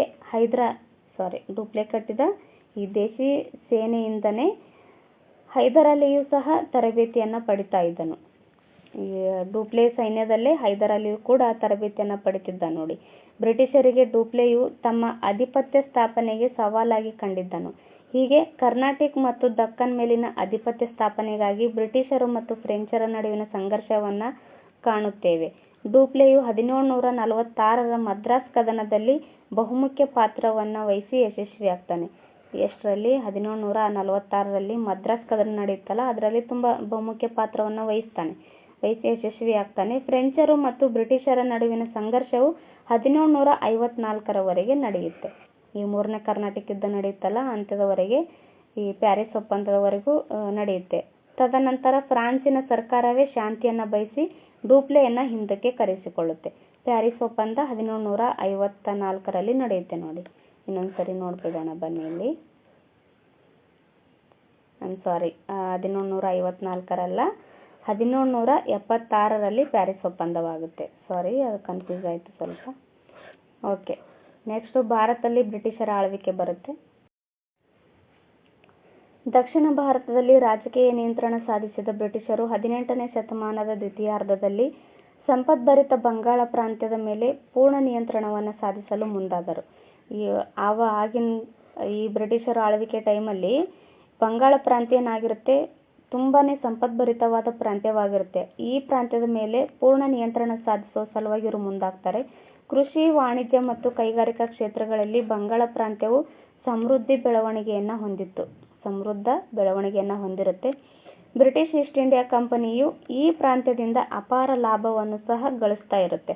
1717ರಲ್ಲಿ ಮೊಘಲ್ ದೊರೆ ಫಾರೂಕ್ ಶಿಯಾರನು ಬಂಗಾಳದಲ್ಲಿ ಮುಕ್ತ ವ್ಯಾಪಾರ ನಡೆಸಲು ಕಂಪನಿಗೆ ನೀಡಿದ ದಸ್ತಕಗಳೇ ಅಂದ್ರೆ ವ್ಯಾಪಾರದ ಪರವಾನಗಿ ಪತ್ರ.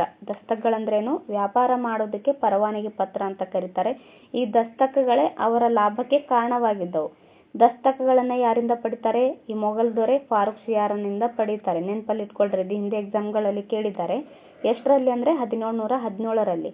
ಈ ಬಂಗಾಳದ ಪ್ರಾಂತ್ಯದ ಮೇಲೆ ಇವರು ಲಾಭ ಗಳಿಸೋದಕ್ಕೆ ಈ ದಸ್ತಕಗಳೇ ಕಾರಣ ಆಗಿರುತ್ತೆ. ಆದರೆ ಕಂಪನಿಗೆ ಸೀಮಿತವಾಗಿದ್ದ ಈ ದಸ್ತಕಗಳನ್ನ ಕಂಪನಿಯ ನೌಕರರು ತಮ್ಮ ಖಾಸಗಿ ವ್ಯಾಪಾರಕ್ಕಾಗಿ ದುರುಪಯೋಗ ಪಡಿಸಿಕೊಳ್ಳತೊಡಗಿದರು. ಇದೇನಾಗಿರುತ್ತೆ, ಕಂಪನಿಯ ವ್ಯಾಪಾರ ಅಂದ್ರೆ ಕಂಪನಿ ಏನ್ ವ್ಯಾಪಾರ ಮಾಡ್ತಾ ಇರುತ್ತಲ್ಲ ಅದಕ್ಕೆ ಮಾತ್ರ ಸೀಮಿತ ಆಗಿರುತ್ತೆ ದಸ್ತಕಗಳು. ಬಟ್ ಇವರು ಈ ನೌಕರರು, ಈ ಕಂಪನಿಯ ನೌಕರರು ಏನು ಮಾಡ್ತಾರೆ, ತಮ್ಮ ಖಾಸಗಿ ವ್ಯಾಪಾರಕ್ಕಾಗಿ ಇದನ್ನು ದುರುಪಯೋಗ ಪಡಿಸ್ಕೊಳ್ತಾ ಇರ್ತಾರೆ ದಸ್ತಕಗಳನ್ನು. ಇದರಿಂದ ಬಂಗಾಳ ಸರ್ಕಾರಕ್ಕೆ ಅಪಾರ ನಷ್ಟ ಉಂಟಾಗ್ತಾ ಇರುತ್ತೆ. ಆದ್ದರಿಂದ ಮುರ್ಷಿದ್ ಅಲಿ ಖಾನ್ನಿಂದ ಅಲಿವರ್ದಿ ಖಾನ್ ವರೆಗಿನ ಎಲ್ಲ ನವಾಬರು ದಸ್ತಕ್ನ ದುರುಪಯೋಗವನ್ನು ವಿರೋಧಿಸ್ತಾ ಇದ್ರು. ಮುಂದೆ ಇದೇ ವಿಚಾರವು ನವಾಬ ಮತ್ತು ಕಂಪನಿಯ ನಡುವೆ ಸಂಘರ್ಷಕ್ಕೆ ಎಡೆ ಮಾಡಿಕೊಟ್ಟಿತು. ನವಾಬ ಮತ್ತು ಕಂಪನಿಯ ನಡುವೆ ಈ ವಿಷಯಕ್ಕೆ ಏನಾಗುತ್ತೆ, ಸಂಘರ್ಷಕ್ಕೆ ಎಡೆ ಮಾಡಿಕೊಡುತ್ತೆ.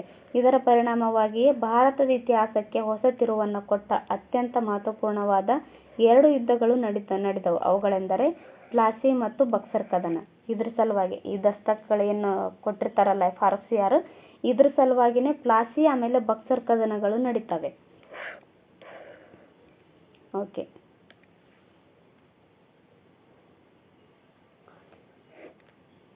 ದಸ್ತಕ್ ಯಾವುದೇ ತೆರಿಗೆ ಇಲ್ಲದೆ ಸರಕುಗಳ ಆಮದು ಮತ್ತು ರಫ್ತು ಮಾಡಲು ಹಾಗೂ ಸರಕುಗಳ ಸಾಗಣೆ ಮಾಡಲು ಬೇಕಾದ ಪರವಾನಗಿ ಪತ್ರವನ್ನೇ ದಸ್ತಕ್ ಅಂತ ಕರೀತಾರೆ. ಓಕೆ, ಪ್ಲಾಸಿ ಕದನ ನಡೆಯುತ್ತೆ 1757ರಲ್ಲಿ ಪ್ಲಾಸಿ ಕದನ ನಡೆಯುತ್ತೆ. ಬಂಗಾಳದ ನವಾಬನಾದ ಅಲಿವರ್ದಿ ಖಾನನು 1756ರಲ್ಲಿ ನಿಧನ ಆಗ್ತಾನೆ. ಎಷ್ಟರಲ್ಲಿ? 1756ರಲ್ಲಿ ಅಲಿವರ್ದಿ ಖಾನನು ನಿಧನ ಹೊಂದ್ತಾನೆ. ಈತ ಬಂಗಾಳದ ನವಾಬನಾಗಿರ್ತಾನೆ. ನಂತರ ಅವನ ಮೊಮ್ಮಗನಾದ ಸಿರಾಜ್ ಉದ್ದೌಲನು ಅಧಿಕಾರಕ್ಕೆ ಬರ್ತಾನೆ. ಸಿರಾಜ್ ಉದ್ದೌಲ್ ಅಲಿವರ್ದಿ ಖಾನನ ನಂತರ ಅಧಿಕಾರಕ್ಕೆ ಬರ್ತಾನೆ. ಯುವ ನವಾಬನಾದ ಸಿರಾಜ್ ಉದ್ದೌಲನಿಗೂ ಮತ್ತು ಬ್ರಿಟಿಷರಿಗೂ 1757ರಲ್ಲಿ ಪ್ರಸಿದ್ಧ ಪ್ಲಾಸಿ ಕದನ ನಡೆಯುತ್ತೆ. ಎಷ್ಟರಲ್ಲಿ? 1757ರಲ್ಲಿ ಸಿರಾಜ್ ಉದ್ದೌಲನಿಗೂ ಆಮೇಲೆ ಬ್ರಿಟಿಷರಿಗೂ ಪ್ಲಾಸಿ ಕದನ ನಡೆಯುತ್ತೆ. ಕಾರಣಗಳು, ಈ ಕದನ ನಡಿಬೇಕಾದ್ರೆ ಕಾರಣ ಇರಬೇಕಲ್ಲ, ಅದಕ್ಕೆ ಕದನ ನಡೆಯುತ್ತೆ ಅಂತ ಇಲ್ಲಿ ಕೊಟ್ಟಿದ್ದಾರೆ. ದಸ್ತಕಗಳ ದುರುಪಯೋಗ. ಕಂಪನಿಯು ವ್ಯಾಪಾರಕ್ಕಾಗಿ ನೀಡಿದ ದಸ್ತಕ್ಗಳನ್ನು ಬ್ರಿಟಿಷ್ ನೌಕರರು ದುರುಪಯೋಗಪಡಿಸಿಕೊಳ್ಳುವ ಮೂಲಕ ರಾಜ್ಯದ ಬೊಕ್ಕಸಕ್ಕೆ ನಷ್ಟವನ್ನುಂಟು ಮಾಡುತ್ತಿದ್ದುದನ್ನು ಸಿರಾಜನಿಗೆ ಕೆರಳಿಸುತ್ತೆ. ಈ ದಸ್ತಕ್ಗಳನ್ನು ಯಾವ ರೀತಿಯಾಗಿ ನಿಮಗೆ ಕೊಟ್ಟಿದ್ದಾರೆ, ನೀವು ಯಾಕೆ ದುರುಪಯೋಗ ಪಡಿಸ್ಕೊಳ್ತಾ ಇದ್ದೀರಿ ಅನ್ನೋದನ್ನ ಈತನಿಗೆ ಕೋಪ ಉಂಟು ಮಾಡುತ್ತೆ. ನೆಕ್ಸ್ಟ್, ಅನುಮತಿ ಇಲ್ಲದ ಕೋಟೆ ದುರಸ್ತಿ. 2ನೇ ಪಾಯಿಂಟ್ ಬಂದು ಅನುಮತಿ ಇಲ್ಲದೆ ಕೋಟೆಯನ್ನು ದುರಸ್ತಿ ಮಾಡೋದು. ಪರಸ್ಪರ ಸ್ಪರ್ಧಿಗಳಾದ ಬ್ರಿಟಿಷ್ ಮತ್ತು ಫ್ರೆಂಚರು ತಮ್ಮ ತಮ್ಮ ವ್ಯಾಪಾರಿ ಕೋಟೆಗಳನ್ನು ಶಸ್ತ್ರಾಸ್ತ್ರಗಳಿಂದ ಬಲಪಡಿಸಿಕೊಳ್ಳತೊಡಗಿದರು. ಅನುಮತಿ ಪಡೆಯದೆ ಕೋಟೆಯನ್ನು ದುರಸ್ತಿ ಮಾಡಿಸಿದ್ದರಿಂದ ಹಾಗೂ ಫಿರಂಗಿಗಳನ್ನು ತೆಗೆದುಹಾಕಲು ಸಿರಾಜ್ ಸೂಚಿಸಿದನಾದರೂ ಬ್ರಿಟಿಷರು ಪಾಲಿಸಲಿಲ್ಲ. ಇದರಿಂದ ಸಿರಾಜನು ಆಕ್ರೋಶಗೊಂಡನು. ಸಿರಾಜ್ ಉದ್ದೌಲನ ಅನುಮತಿ ಪಡಿಲಾರ್ದೇನೆ ಕೋಟೆಗಳನ್ನು ದುರಸ್ತಿ ಮಾಡ್ಕೊಳ್ತಾ ಇರ್ತಾರೆ. ಆತನು ಈ ಫಿರಂಗಿಗಳನ್ನು ತೆಗೆದು ಹಾಕ್ರಿ ಅಂತ ಹೇಳಿದ್ರು ಸಹ ಇವರು ಆ ಅನುಮತಿನ ಪಾಲಿಸೋದಿಲ್ಲ. ಇದು ಸಹ ಈ ಪ್ಲಾಸಿ ಕದನಕ್ಕೆ ಕಾರಣ ಆಗುತ್ತೆ. 3ನೇ ಪಾಯಿಂಟ್ ಬಂದು ಕಪ್ಪು ಕೋಣೆಯ ದುರಂತ. ಆಗ ಸಿರಾಜನು ಬ್ರಿಟಿಷರ ಫೋರ್ಟ್ ವಿಲಿಯಂ ಕೋಟೆಯನ್ನ ಸುಲಭವಾಗಿ ಗೆದ್ದು ಕೆಲವರನ್ನ ಸೆರೆ ಹಿಡಿತಾನೆ. ಸಿರಾಜನು ಆಕ್ರಮಣದಲ್ಲಿ ಸೆರೆ ಸಿಕ್ಕಿದ 146 ಮಂದಿ ಬ್ರಿಟಿಷರನ್ನ ಚಿಕ್ಕ ಕೊಠಡಿಯೊಂದರಲ್ಲಿ ಬಂಧಿಸಿಡ್ತಾನೆ. 146 ಮಂದಿ, ಇದು ಎಷ್ಟು ಮಂದಿ ಅಂತಾನು ಕೇಳಿದ್ರು, ಸೊ ನೆನಪಲ್ಲಿ ಇಟ್ಕೊಳ್ರಿ. 146 ಮಂದಿಯನ್ನ ಒಂದು ಚಿಕ್ಕ ಕೊಠಡಿಯಲ್ಲಿ ಬಂಧಿಸಿಡ್ತಾನೆ. ಅವರಲ್ಲಿ 123 ಮಂದಿ ಅಸುನೀಗಿದರು. ನೋಡಿ, ಇದೇನು ಅಂಕೆಗಿದ್ದಾವಲ್ಲ, ತುಂಬಾ ನೆನಪಲ್ಲಿ ಇಟ್ಕೊಳ್ರಿ, ಯಾಕಂದ್ರೆ ಎಕ್ಸಾಮ್ ಅಲ್ಲಿ ಕೇಳಿದ್ದಾರೆ ಇದೇ ರೀತಿಯಾಗಿ, ಕನ್ಫ್ಯೂಸ್ ಮಾಡ್ಕೋಬೇಡಿ. 146 ಮಂದಿನ ಚಿಕ್ಕ ಕೊಠಡಿಯಲ್ಲಿ ಬಂಧಿಸಿಟ್ರೆ ಅದರಲ್ಲಿ 123 ಮಂದಿ ತೀರ್ ಹೋಗ್ತಾರೆ ಮತ್ತು 23 ಮಂದಿ ಬದುಕುಳಿತಾರೆ ಎಂಬುದಾಗಿತ್ತು. ಈ ಸುದ್ದಿ ಕೇಳಿ ರಾಬರ್ಟ್ ಕ್ಲೈವ್ ಉಗ್ರ ಕೋಪದಲ್ಲಿ ಬಲಿಷ್ಠ ಸೇನೆಯೊಂದಿಗೆ ಬಂಗಾಳಕ್ಕೆ ಬರ್ತಾನೆ. ಮೊದಲು ನವಾಬನ ವಿರೋಧಿಗಳಾದ ಮಾಣಿಕ್ ಚಂದ್, ನೇಮಿಚಂದ್ ಚಂದ್, ಜಗತ್ ಸೇಠ್ ಅಂದ್ರೆ ಬಂಗಾಳದ ಲೇವಿ ದೇವಿಗಾರರಾಗಿರ್ತಾರೆ ಇವರು. ಈ ಮಾಣಿಕ್ ಚಂದ್, ನೇಮಿಚಂದ್ ಮತ್ತು ಭಗತ್ ಸೇಠ್ ಇವರನ್ನ ಮತ್ತು ಮೊದಲಾದ ಶ್ರೀಮಂತರನ್ನ ತನ್ನತ್ತ ಸೆಳೆದುಕೊಳ್ತಾನೆ. ಅಂದ್ರೆ ಆಮಿಷ ಒಡ್ಡಿ ತಮ್ಮ ಕಡೆಗೆ ಮಾಡ್ಕೊಂತಾನೆ. ನಂತರ ಸಿರಾಜನ ಸೇನಾಪತಿಯಾದ ಮೀರ್ ಜಾಫರನಿಗೆ ನವಾಬನನ್ನಾಗಿ ಮಾಡುವ ಆಮಿಷ ಒಡ್ಡಿ ಯುದ್ಧದಲ್ಲಿ ತಟಸ್ಥವಾಗಿರಲು ರಾಜ್ಯವನ್ನ ಒಪ್ಪಿಸಿದನು. ನೋಡಿ, ಸಿರಾಜನ ಸೇನಾಪತಿಯಾಗಿರ್ತಾನೆ ಯಾರು? ಮೀರ್ ಜಾಫರ್. ಈತನಿಗೆ ಬಂಗಾಳದ ನವಾಬನನ್ನಾಗಿ ಮಾಡ್ತೀವಿ ಅಂತ ಅನ್ನೋ ಆಮಿಷ ಒಡ್ಡಿ ಬ್ರಿಟಿಷರು ಈತನಿಗೆ ಆಮಿಷ ಒಡ್ತಾರೆ, ನಿನಗೆ ಬಂಗಾಳದ ನವಾಬನನ್ನಾಗಿ ಮಾಡ್ತೀವಿ ಅಂತ. ಆ ರೀತಿಯಾದ ಆಮಿಷ ಒಡ್ಡಿ ಯುದ್ಧದಲ್ಲಿ ನೀನು ತಟಸ್ಥನಾಗಿರ್ಬೇಕು ಅಂತ ಆತನಿಗೆ ಹೇಳ್ತಾರೆ.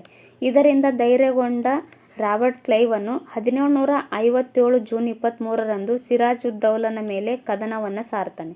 ಇದು ಡೇಟ್ ಇಂಪಾರ್ಟೆಂಟ್ ನೋಡಿ, 1757 ಜೂನ್ 23.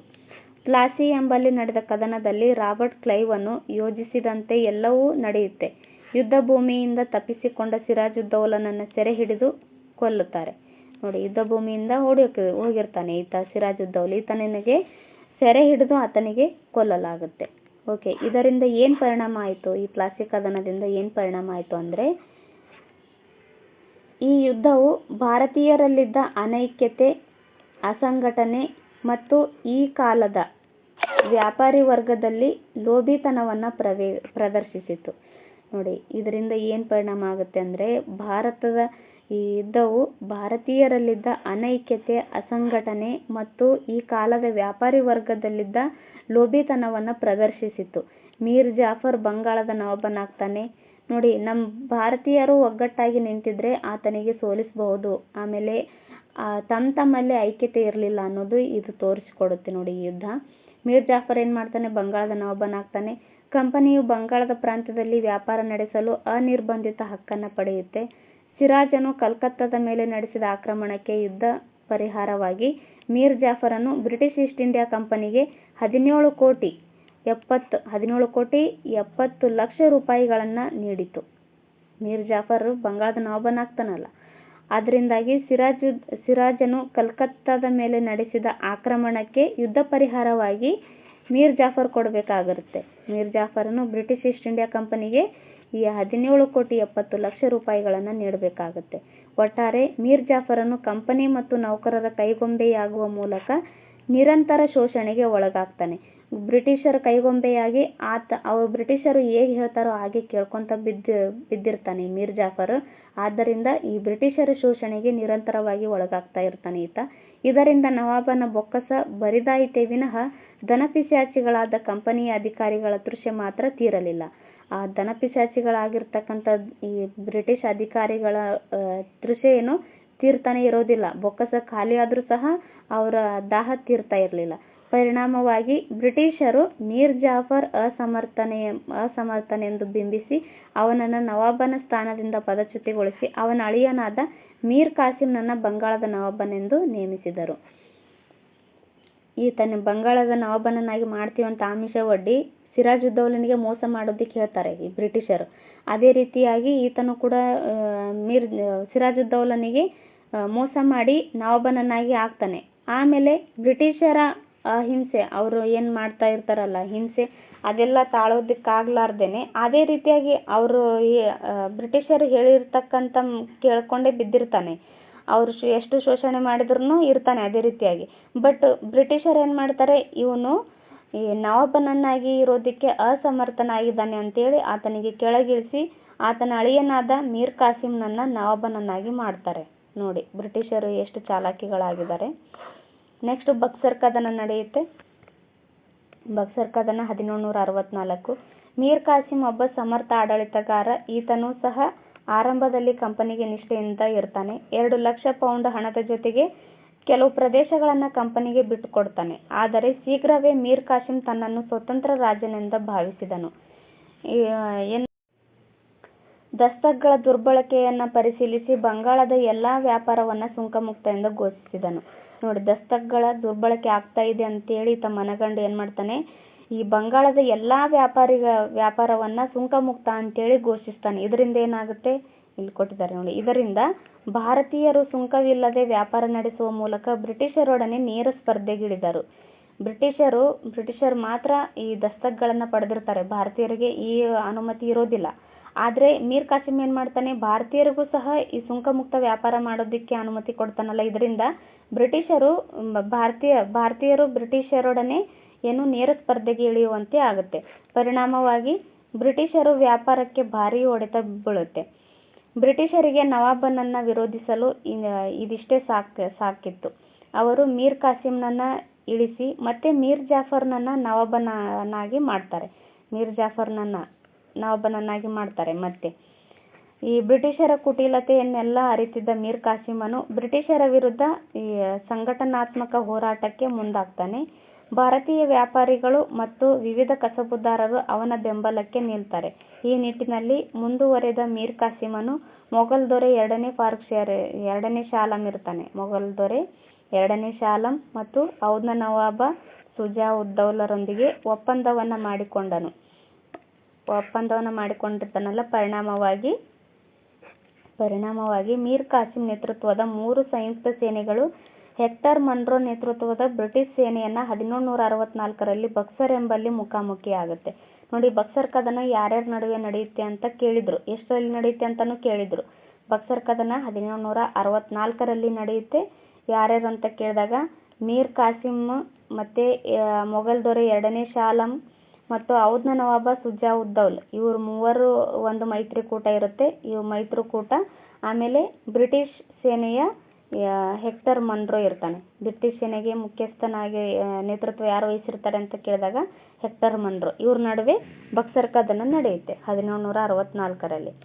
ಅಂತಿಮವಾಗಿ ಯುದ್ಧದಲ್ಲಿ ಮೀರ್ ಕಾಸಿಂ ಸೋತು ಪಲಾಯನ ಮಾಡಿದರೆ ಶಾ ಆಲಂ ಶರಣಾಗತನಾಗ್ತಾನೆ. ಮೊಘಲ್ ದೊರೆ ಎರಡನೇ ಶಾಲಂ ಇರ್ತಾನಲ್ಲ, ಈತ ಶರಣಾಗತನಾಗ್ತಾನೆ. ಬ್ರಿಟಿಷ್ ಶಕ್ತಿಗೆ ತಡೆಯೊಡ್ಡುವ ಈ ಒಕ್ಕೂಟ ಪ್ರಯತ್ನ ಸಂಪೂರ್ಣವಾಗಿ ವಿಫಲವಾಗುತ್ತೆ. ಓಕೆ, ನೆಕ್ಸ್ಟ್ ಇದರಿಂದಾದ ಪರಿಣಾಮಗಳು ಕೊಟ್ಟಿದ್ದಾರೆ.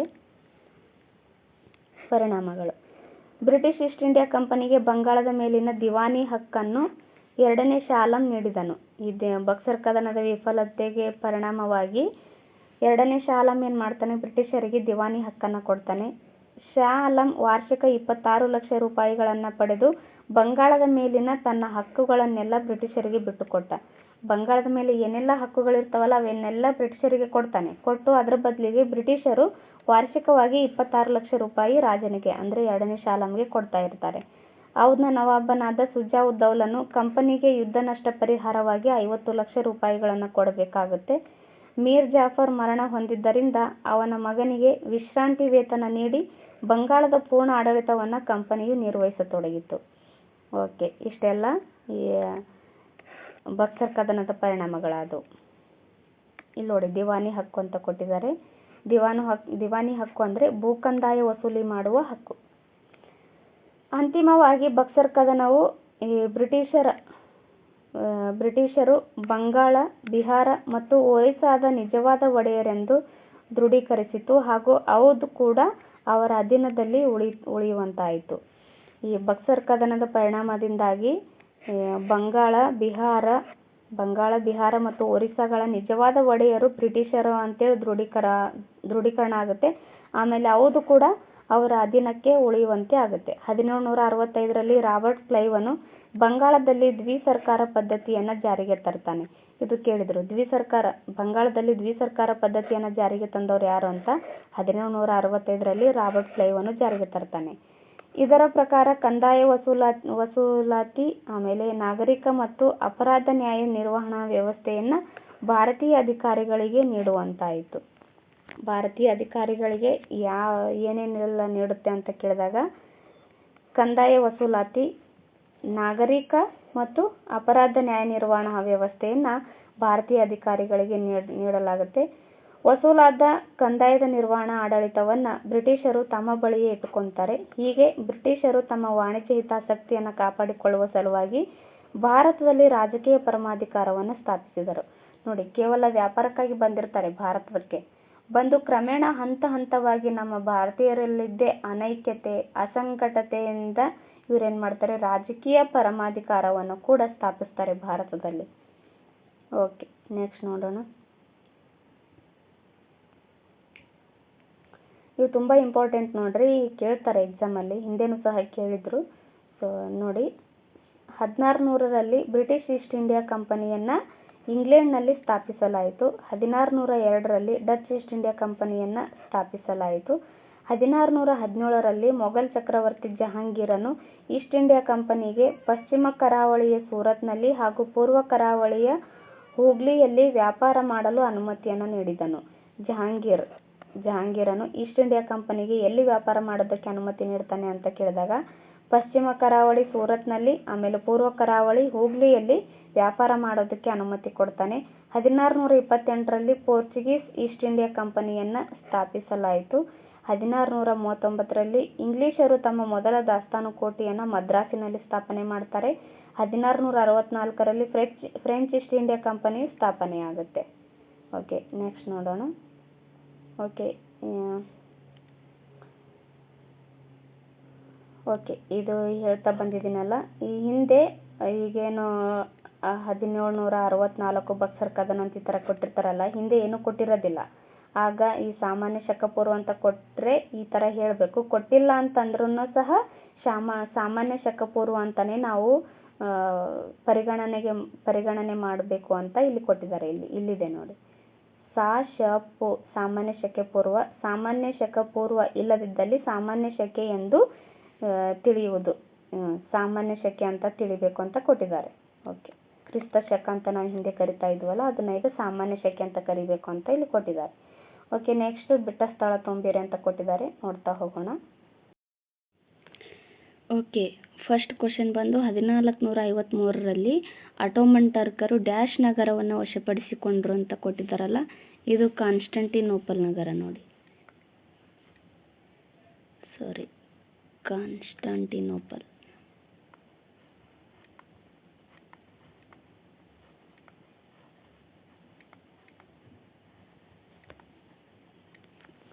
ನೆಕ್ಸ್ಟ್, ಭಾರತ ಹಾಗೂ ಯುರೋಪ್ ನಡುವೆ ಹೊಸ ಜಲಮಾರ್ಗವನ್ನು ಕಂಡು ಹಿಡಿದವರು ಯಾರು ಅಂತ ಕೇಳಿದ್ದಾರೆ. ವಾಸ್ಕೋ ಡಿ ಗಾಮ.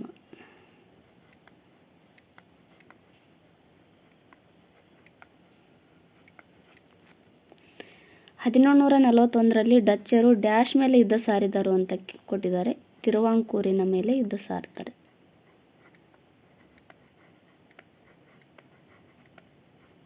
ತಿರುವಾಂಕೂರಿನ ಮೇಲೆ. ಭಾರತದಲ್ಲಿದ್ದ ಫ್ರೆಂಚರ ರಾಜಧಾನಿ ಯಾವುದು? ಪಾಂಡಿಚೇರಿ ಅಥವಾ ಪುದುಚೇರಿ.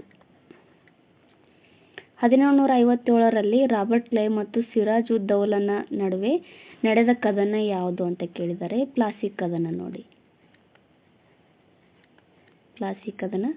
ಬ್ರಿಟಿಷ್ ಈಸ್ಟ್ ಇಂಡಿಯಾ ಕಂಪನಿಗೆ ಬಂಗಾಳದ ದಿವಾನಿ ಹಕ್ಕನ್ನು ನೀಡಿದವರು ಯಾರು ಅಂತ ಕೇಳಿದ್ದಾರೆ. ಮೊಘಲ್ ದೊರೆ ಎರಡನೇ ಶಾ ಆಲಂ. ಬಂಗಾಳದಲ್ಲಿ ದ್ವಿಪ್ರಭುತ್ವವನ್ನು ಜಾರಿಗೆ ತಂದವರು ಯಾರು ಅಂತ ಕೇಳಿದ್ದಾರೆ. ರಾಬರ್ಟ್ ಕ್ಲೈವ್ ನೋಡಿ.